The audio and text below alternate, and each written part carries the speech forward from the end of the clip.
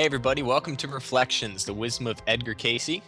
We're coming to you as always courtesy of our broadcasting partner moretalk.tv. I'm honored today to welcome to the show Doug Richards. Doug Richards, PhD, is a faculty member at Atlantic University.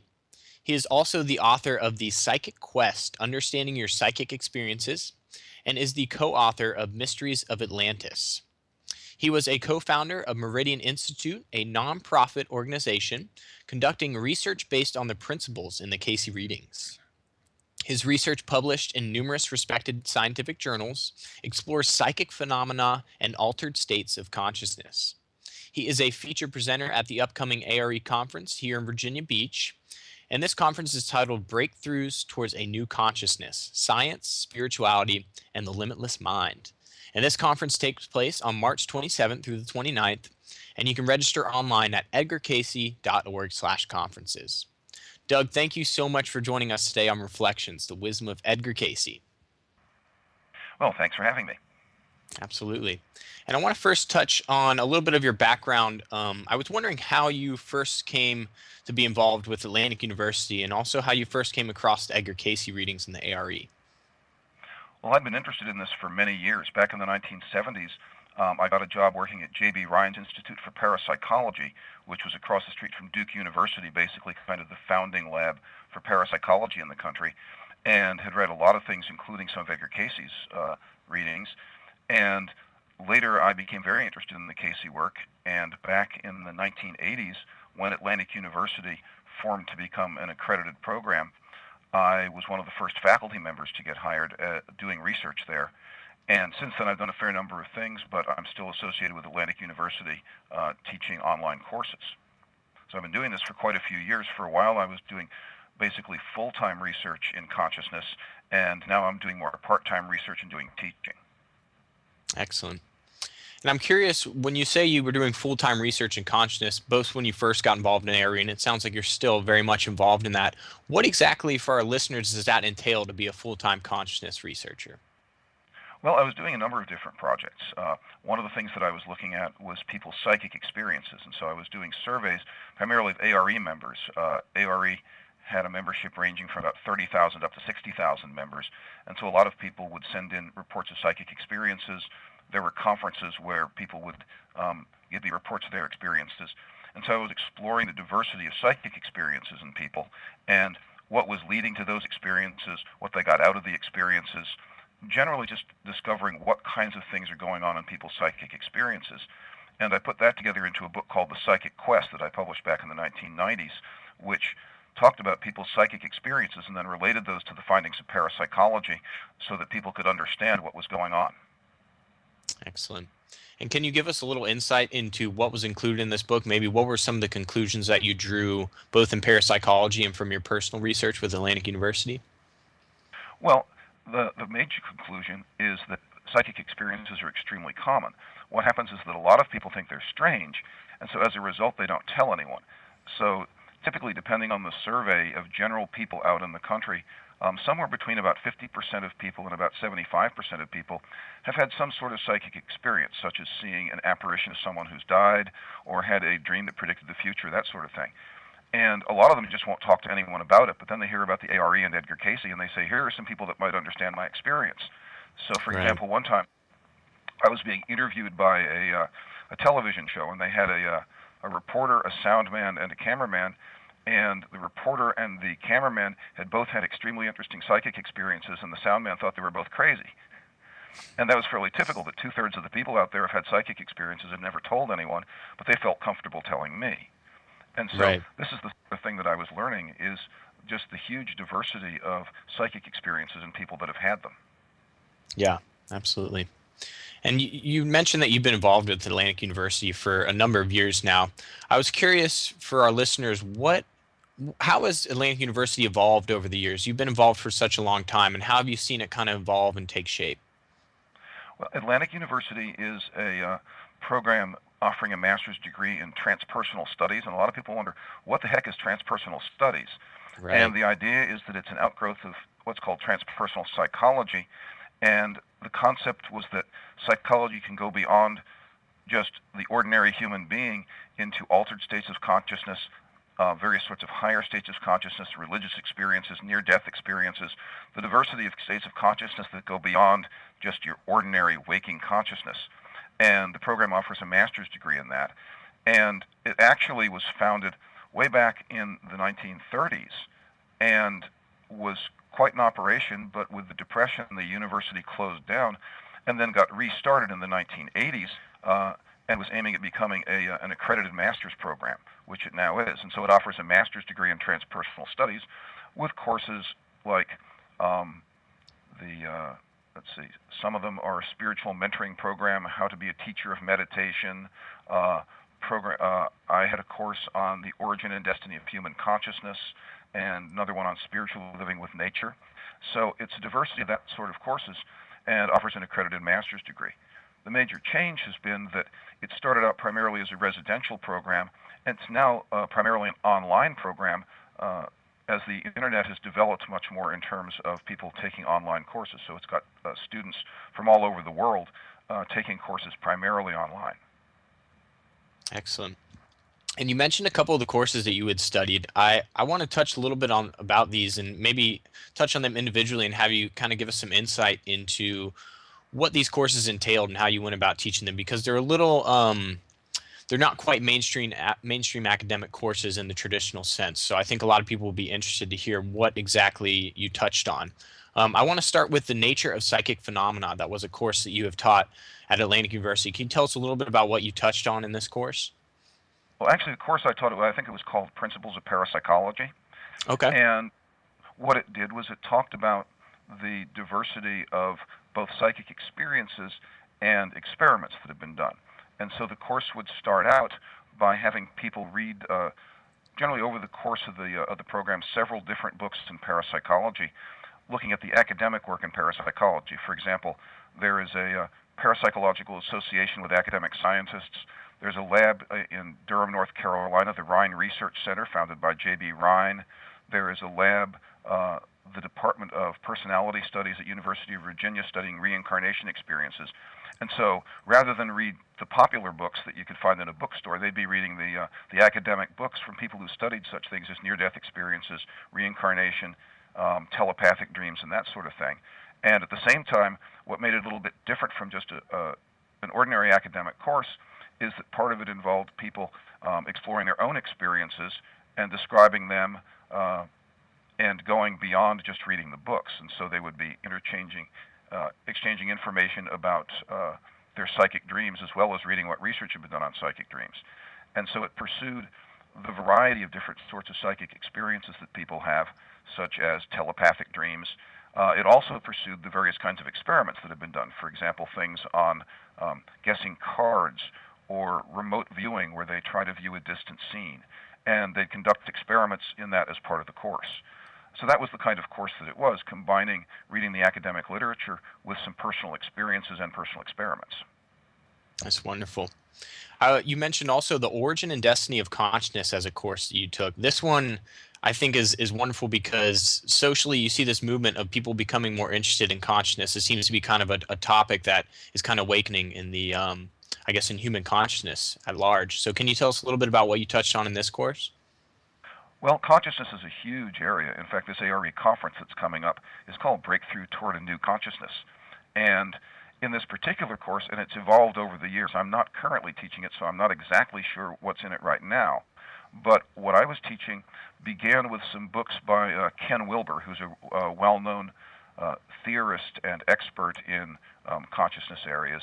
And the students would read his books and then look at their own experiences related to what he was writing about in various areas, and again, write papers and discuss what was going on.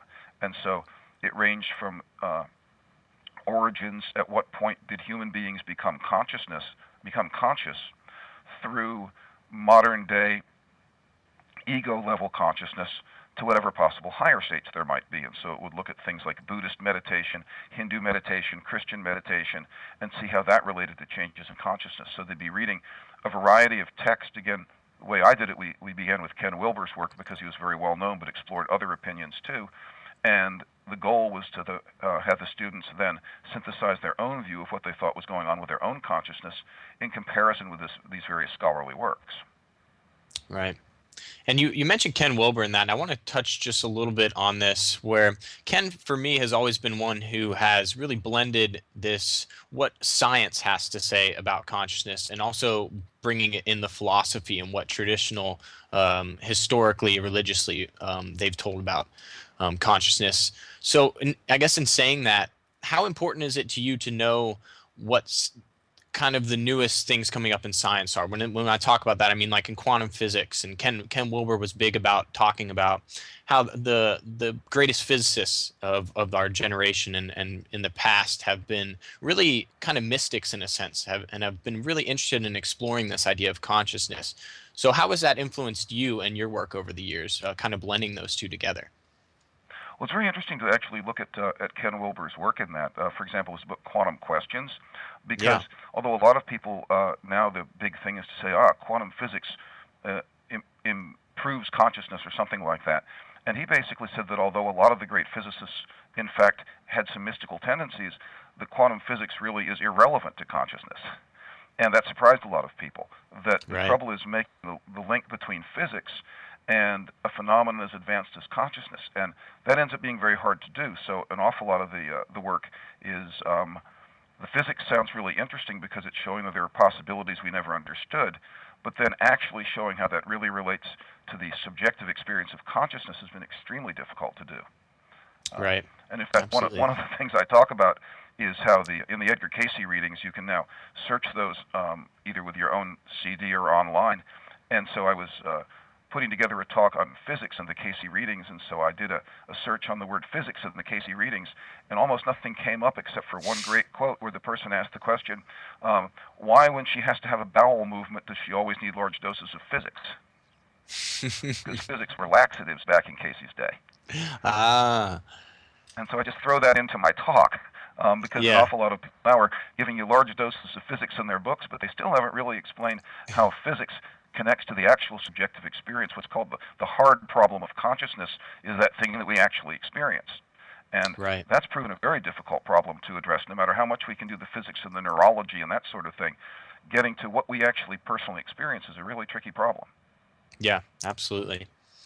And I couldn't agree more. I think many physicists have began to touch on this, and it still is such kind of a tiptoeing subject. But I guess in talking about that, I'd like to touch on also a course that you said you may still be teaching it, the nature of reality. And I think this is something that really tends to come up in the I guess quantum physics realm that explores spirituality. And what can you tell us about how you present the idea of the nature of reality, and maybe what the I guess latest research has to tell us about the nature of reality?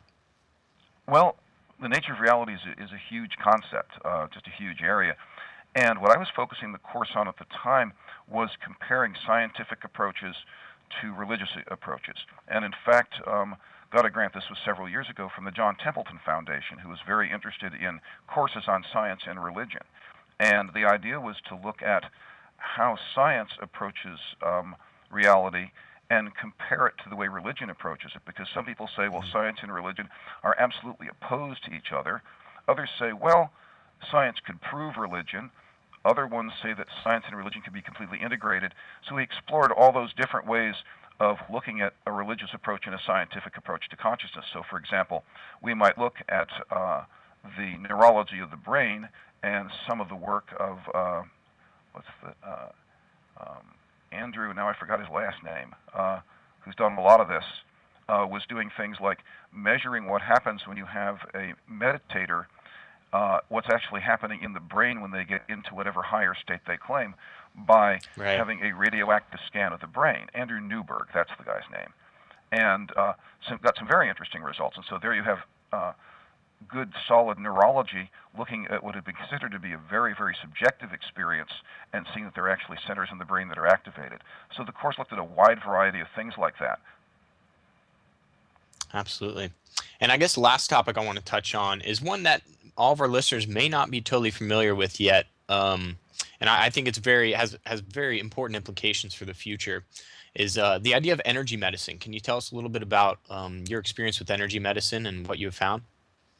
Well, again, energy medicine is a very, very wide topic. I've been a member of the Energy Medicine Society publishes a journal called Subtle Energies, and in addition to Atlantic University, I worked with a group of people who formed an organization called Meridian Institute. And what Meridian Institute was doing was basically looking at energy medicine, taking hypotheses from the Edgar Cayce readings and testing them. So we published several articles in the journal.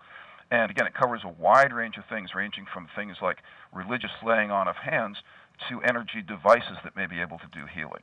And so what we were exploring in one of our studies is a Cayce device that's been called the radial appliance, or Radiac is one of the people that makes this thing. And the idea was that it would produce a relaxed state and help people balance their circulation. So we did an experiment where we had people use it and actually measured their circulation and found an effect. So that's one of the kinds of energy medicine we looked at. Another thing that we were interested in is the effect of massage, because the ARE has a massage school separate from Atlantic University to see what kinds of changes in the person come from massage, because Edgar Cayce strongly recommended massage. So we operated for about 10 years with this Meridian Institute, studying these various aspects of energy medicine. Absolutely. And you touched a little bit about the Meridian Institute is a nonprofit organization that I was wondering. You talked a little bit about what y'all have done in the past. Where does it stand right now? Is there any research that's currently going on within the Meridian Institute?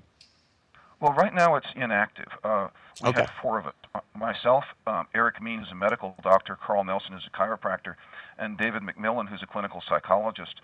And we worked for about 10 years doing this kind of research. Unfortunately, it's very expensive, and so we reached the point a few years ago where we just couldn't pull in enough grant money to keep it going. So we basically have a nice website with all we've done, which is www.meridianinstitute.com, but we are not actively doing research now. It turns out it's very hard to get grants to do this sort of thing. Yeah, I'd imagine.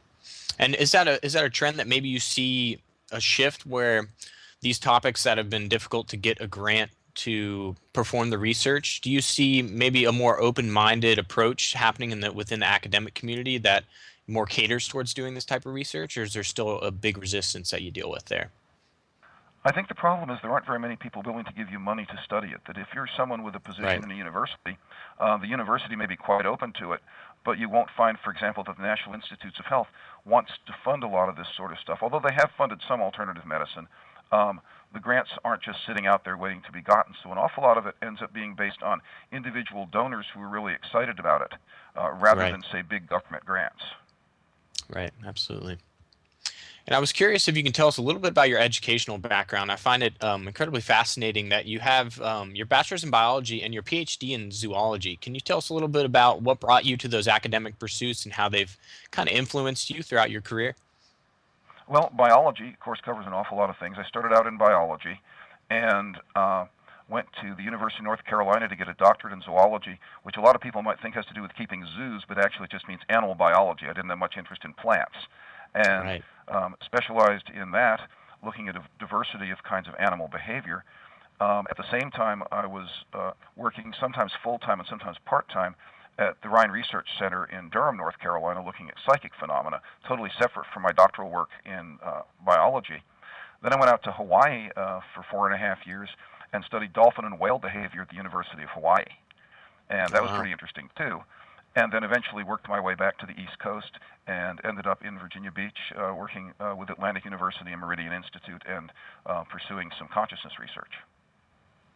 And as a zoologist, did that help you how did it affect you personally to better understand, I guess, human consciousness as you study, say, a whale or dolphin biology? How did that kind of influence you?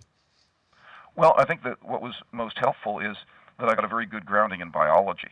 So when I see the Right. neuroscience research, I actually understand what they're talking about. And that's very Right. helpful, since part of what I was specializing in was animal behavior and nervous system things, that sort of thing. And then when I was out in Hawaii, the Dolphin Lab was actually part of the Department of Psychology out at the University of Hawaii. And so we were essentially studying the psychology of dolphins. It was a project teaching them human language using computer sounds, and was quite well known. This was back in the 1980s. But again, they have a website, the Dolphin Institute website, and have all the reports of the dolphin language research. So I spent several years doing that in Hawaii and combined my knowledge of psychology and biology and pretty much anything else I could think of.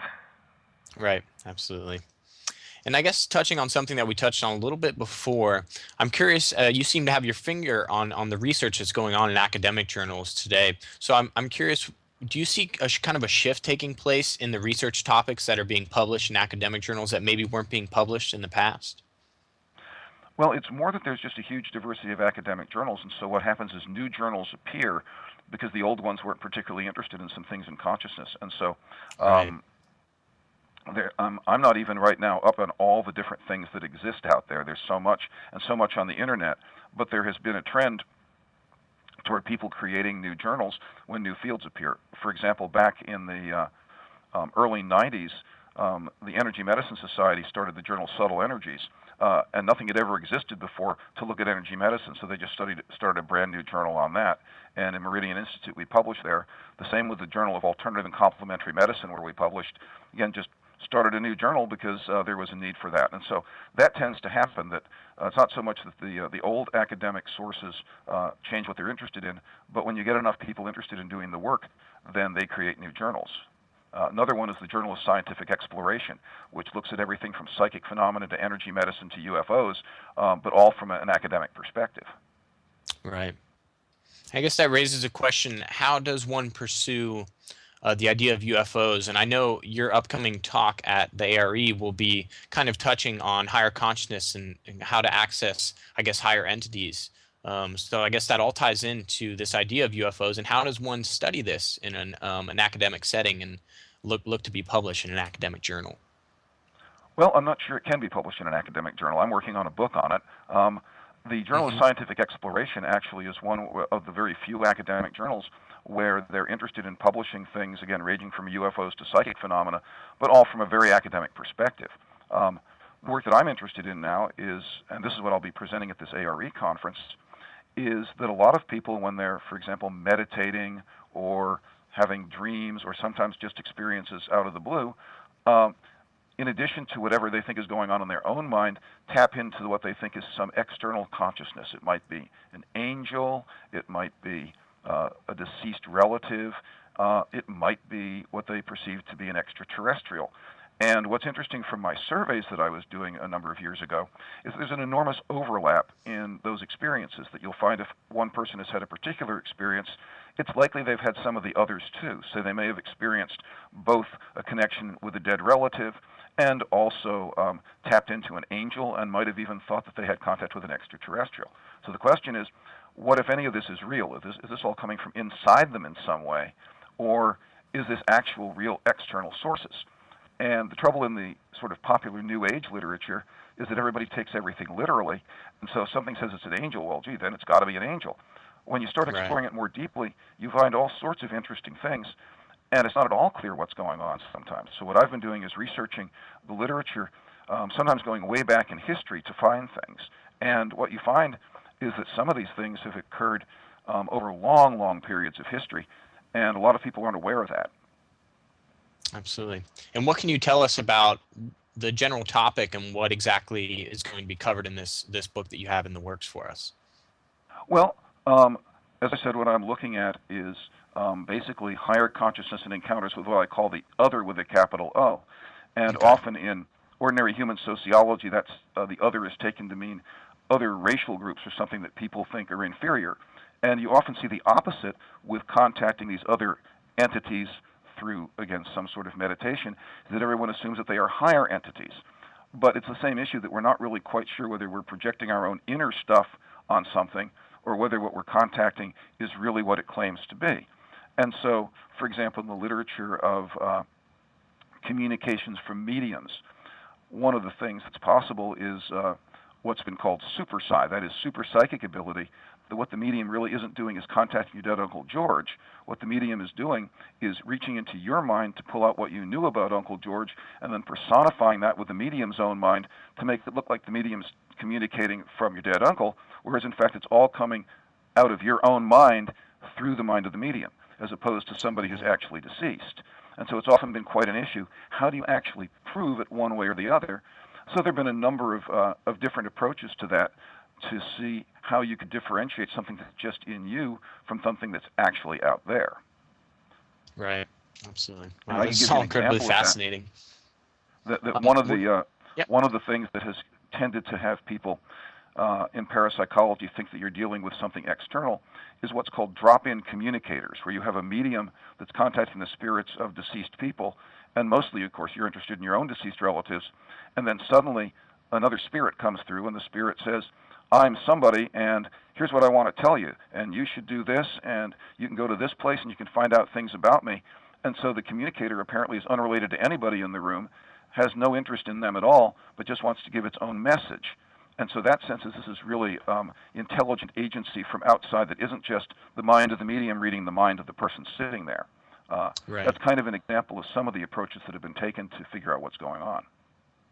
Right. Excellent. Well, Doug, we're going to take this moment to take a quick commercial break, but I look forward to talking more about this when we get back. We'll be back with more from Doug Richards here on Reflections, the Wisdom of Edgar Cayce.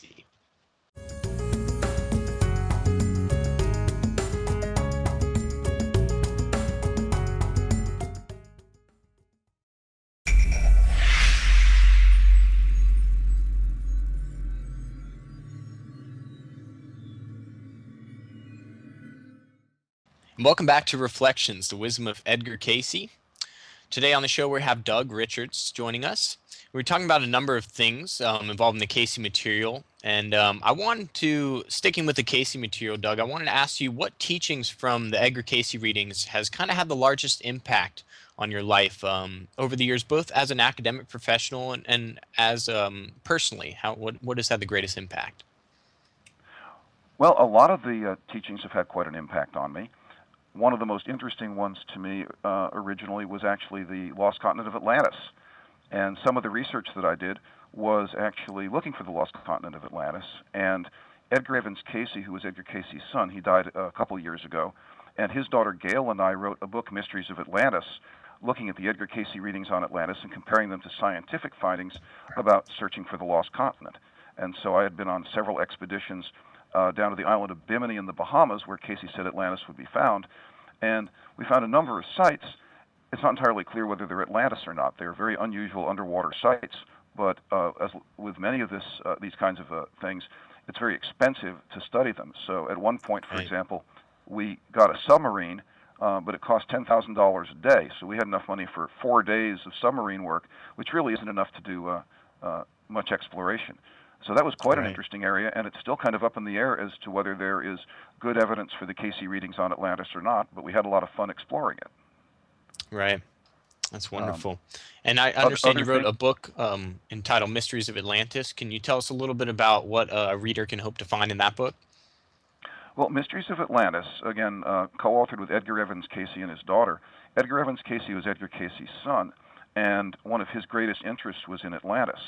And back in the 1960s, he looked at all the Edgar Cayce readings and wrote a book called Edgar Cayce on Atlantis that talked about what Edgar Cayce had to say about Atlantis and compared it with scientific findings in the 60s. In the 1980s, I worked with him and with his daughter Gail to update that to write Mysteries of Atlantis, and the evidence was starting to look better and better that Cayce was right about some things. For example, Cayce talked about the antiquity of human beings in the Americas. And at the time he gave readings on that, no one thought that humans could possibly be older than 2,000 years or so here in the Americas. After that, they started discovering sites like the Clovis site, and Clovis man was probably about, 11,000 BC, somewhere around there. And they thought that that was the oldest possible thing for many years. Now they found numerous pre-Clovis sites, and they start getting pushed back into the kind of time frame Cayce was talking about, which could be even back as far as 30,000 years ago. And so this is the kind of evidence we were looking for, is scientific evidence suggesting that he may have been right about some of that ancient archaeology. And a lot of it really was surprisingly consistent with the Cayce readings. Ironically, the toughest one has actually been showing whether the continent of Atlantis itself existed, as opposed to just human beings in an area. And that one, the trouble is it's all underwater, so the exploration ends up being quite expensive. But it was quite interesting, and the question's still open, so everyone should stay tuned to see what interesting discoveries are made. Yeah, absolutely. And another topic that was, I guess, has been delved deeply into by the scientific community and Edgar Cayce seems to be proven correct on a number of topics and points involving this, is the idea of holistic health. And I know you're a well-known published academic writer, and I know you wrote an article entitled "Toward a Comprehensive Paradigm for Energy Medicine." I was wondering if you could tell us a little bit about how this came about, your interest in holistic health, and both your academic pursuit as well. Um, what, how has holistic health kind of become this movement that's going on where people seem to be more interested in it? Can you touch a little bit on this? Well, there are a whole huge diversity of things called holistic health, and specifically in the Edgar Cayce readings, he had a lot of emphasis on diet and on things like osteopathic adjustments and massage, as well as some electrical appliances that he said would help balance the body. And in the 1990s, there were several of us that were quite interested in this. As I mentioned, myself, Eric Mean, who's a medical doctor, Carl Nelson, who's a chiropractor, and David McMillan, who's a clinical psychologist. And so we formed Meridian Institute to have an independent organization that would essentially take hypotheses from the Cayce readings and test them. So, for example, one of the first ones we tested was a Cayce recommendation for dietary and herbal treatment of psoriasis, the skin disease. And a chiropractor named John Pagano had written a book on that, and it had great success with the Cayce recommendations. So we replicated his study with a whole new group of people to have an independent replication, and also had a great deal of success with using an herbal and dietary treatment for psoriasis. In fact, quite a bit better than the kinds of medicines you can buy on the market with very few side effects. And the real guru in this is Dr. John Pagano, but we replicated his work. So that's one of the kinds of things we did. We also were interested in a variety of other diseases, and again, our website, meridianinstitute.com, has a lot of our reports on what we discovered. But our goal was really just to see how we could test what was in the Cayce readings. And sometimes what we found is that although Cayce gave a number of readings on something, actually having people to follow the treatments is quite difficult. Right. One of the things we did was we looked at the Cayce treatments for migraine headaches, which involved a very strict diet. And what we found is that the people who followed the diet had quite a bit of success reducing their migraine headaches. But one of the people commented after the project, "I'd rather have the headaches than do this diet." So sometimes it can be a little bit of a challenge to study some of these things. Yeah, absolutely. And I know there was a number of remedies that came up in the Cayce materials. They were, I guess, not traditional in any sense. So people were sometimes having trouble executing that. But from my personal experience, I know many of the dietary guidelines and other remedies that came up in the Cayce readings are foolproof. They truly work. Well, a lot of it is you really have to follow them. And so, for example, now Yeah. everybody has gotten so into, you go to the doctor, he gives you a prescription, you take it, and you're fine. Cayce might say, follow this diet for a year, and you're going to feel better. And you Right. had to really strictly follow it. And a lot of people just have so much trouble, including me, following some of the prescriptions in the Cayce readings. They really weren't all that wild in many cases. It was a diet that's now very popular, although it wasn't in his time. And that would be Right. things like lots of fresh fruits and vegetables, no fried foods, and that sort of thing. But remember, he was a Southerner, and therefore in the South back in the 1920s, saying don't eat fried food would have been considered insane. Yeah, absolutely.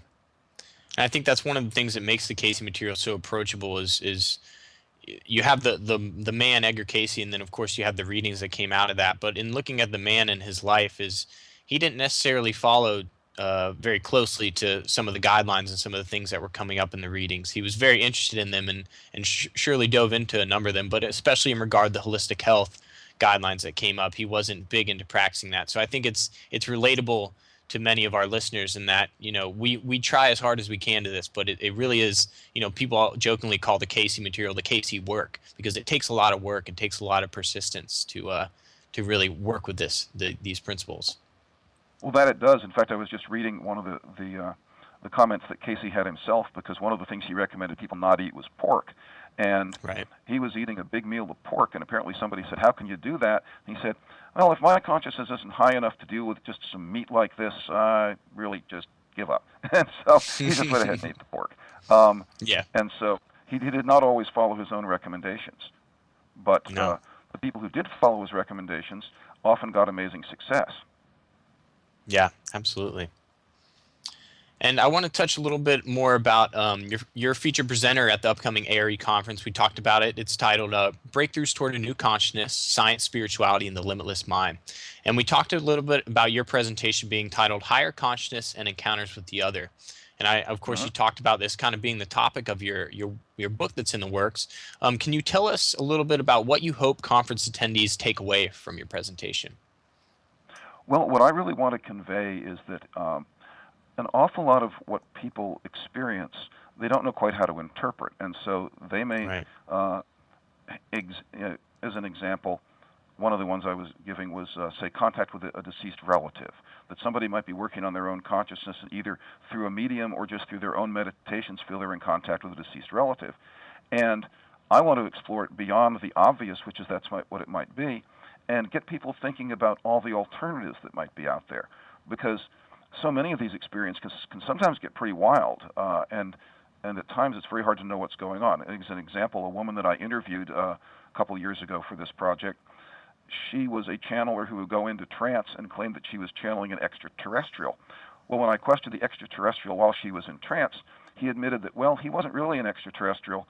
Actually, he was part of her own consciousness and had appeared when she had been abused as a child. Well, that ties in a number of other things. And so the question of what the real identity of whatever this was hard to tell. She had a lot of people who were convinced and just loved to pay her to give readings because whatever was speaking had a lot of really interesting information. But it probably wasn't an extraterrestrial. The question is, how would you ever know? And so I'm Right. exploring a lot of those kinds of things just to give people a much broader perspective so they don't take things too literally, but explore more of what's out there and just get a sense for the diversity of experiences that people have had through the years. Absolutely. That's wonderful And advice this to can go back stay very open-minded. far. Yeah. This can go back very I'm sorry. far, too. Yeah. For example, I was looking at the work in Spiritism. A lot of people have heard of spiritualism, but Right. Spiritism started in France back in the 1800s, is very popular in Brazil. And the original Spirit book by Allan Kardec, who was a Frenchman, he was asking the same kind of questions that people are asking now and was getting entities coming through mediums that claimed to be all sorts of famous people. And Hmm. when he questioned them a little in more detail, they admitted that people wanted to hear from famous people, and so that's what these entities said they were. And that's Uh, so very similar to what you see now that it's amazing. This is back in the 1850s, and he's getting the same kinds of questions and the same sort of answers that people are getting now. And so it's very interesting to look historically at a lot of these kinds of experiences. yeah, absolutely.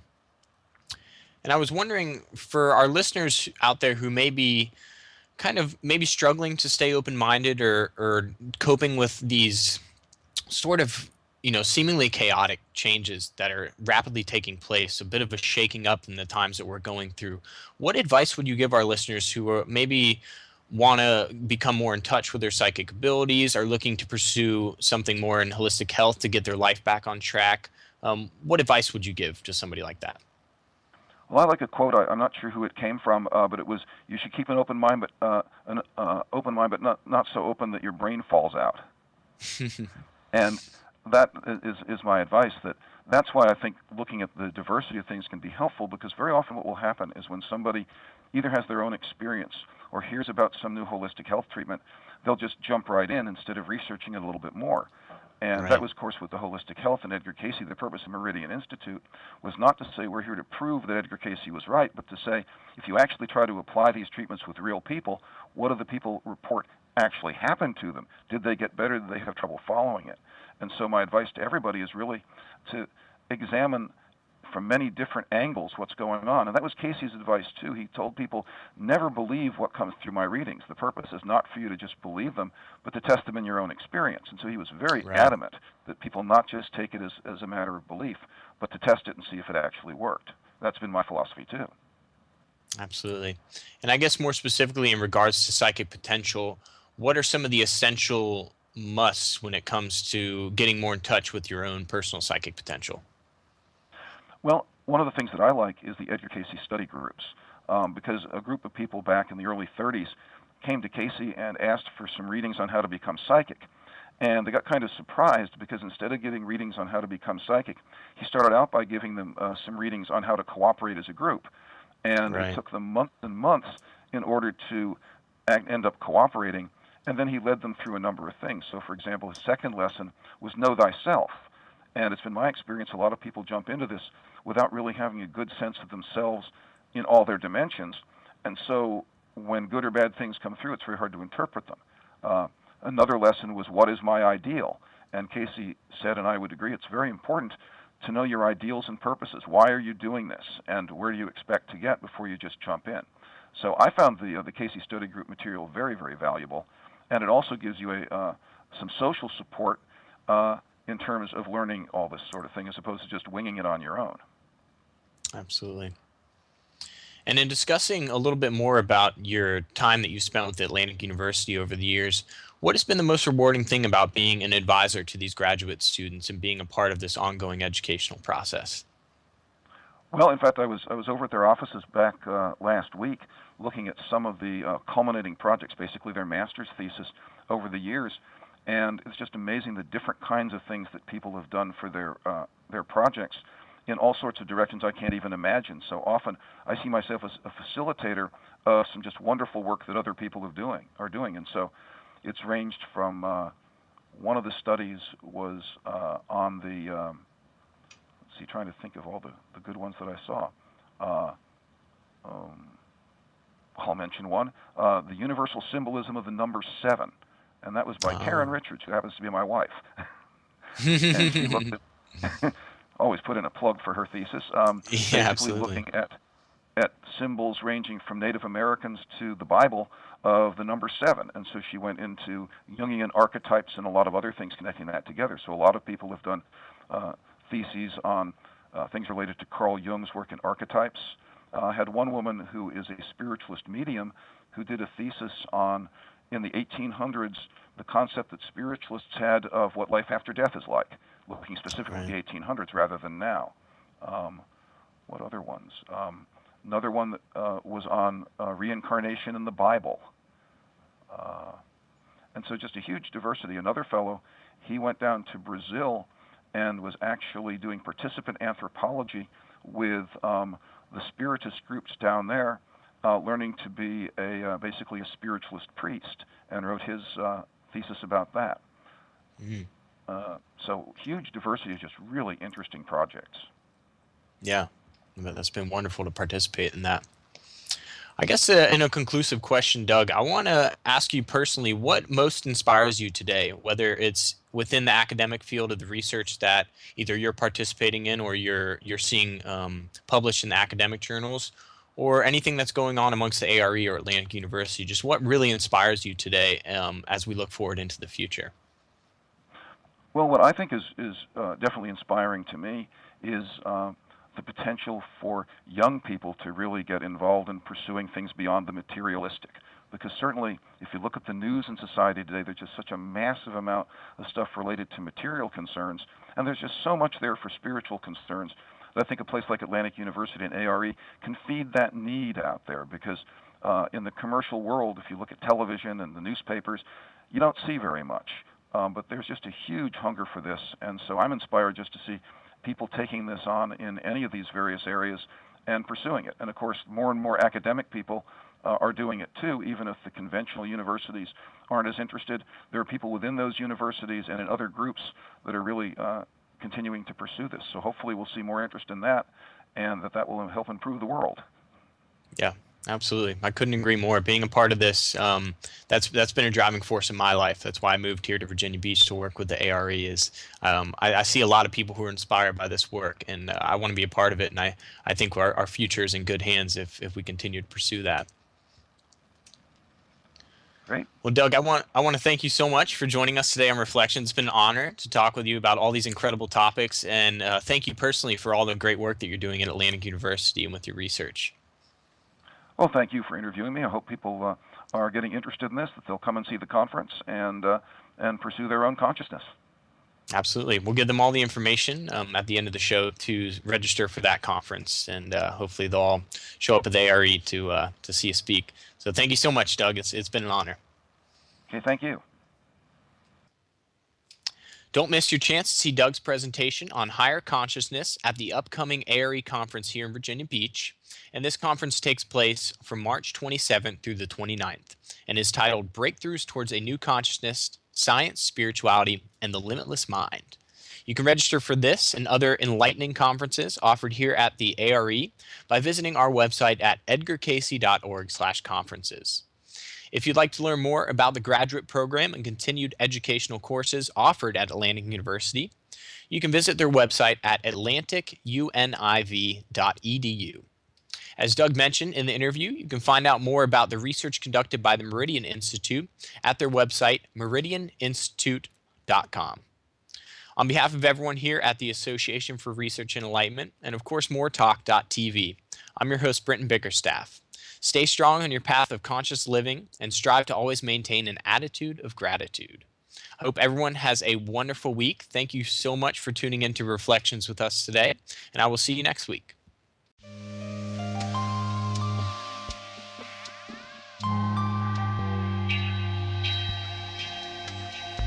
Now it's time for the thought for the day here on Reflections. And joining me as always is Dr. Bill Austin. Bill, good to have you back on the show. Thanks, Brett. Great to be back with you. Yeah, it's a pleasure. And if you can go ahead and read the thought for the day today for our listeners. I'd be happy to. This comes from reading 3492-1. For what is the source of all healing for human ills? From where does the body receive life, light, or immortality? The body, as an active force, is the result of spirit and mind.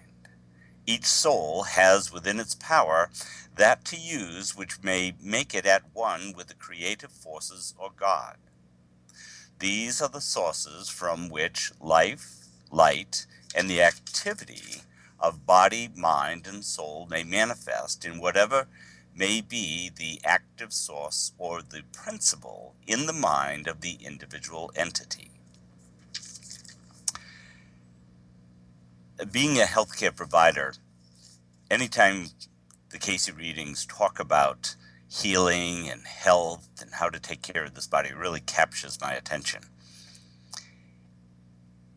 And the readings give me a better understanding of what this word healing is all about. For the most part, healthcare practitioners, we apply our discipline. And it's almost like first aid. How do we patch up the body? Or maybe it's preventive, like massage or hydrotherapy, or, adjusting the spine just to tune it up. But the Cayce readings really talk about attuning our mind to the creative sources, where that is the foundation. That's where all healing comes from. It's like attuning ourselves to the harmonious vibrations of the universe.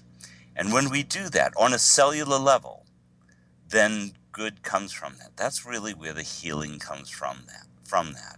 And we can keep our bodies healthy by doing that on a regular basis through meditation and physical application as well. But we always have to be mindful, what is the principal source? Where is that coming from? And it's coming from the divine, not from the latest vitamin supplement out there, but it's coming from within our own being. So, I really like these readings, and it reminds me, I'm the one that has to choose. Do I try to heal myself, or do I try to connect with the divine, the creative forces, where all healing comes from? Right. That's wonderful. Yeah, I think you really make some great points there. What's most important that I gather from this reading is he says the body as an active force is a result of spirit and mind. And I think that's the key here, is that we have our connection to the divine, I think, is our intuition, our gut feeling. And we have a mind that's very active typically. We have things that can help with that, things like meditation, exercise, any sort of meditative activity. But I think the the key here is to understand that we do have that intuition, that guiding force, and that is our connection to the spirit world. That's our connection to the creative forces, or what you may call God, what Cayce called God. And I think we all have that power within ourselves, and it's I think our greatest tool is to constantly be checking in with that intuition, that connection to our source. And that truly is how we can live the life that is the healthiest life that we possibly can. I mean, Cayce says in this reading, he brings up the word immortality, which of course catches everyone's attention immediately.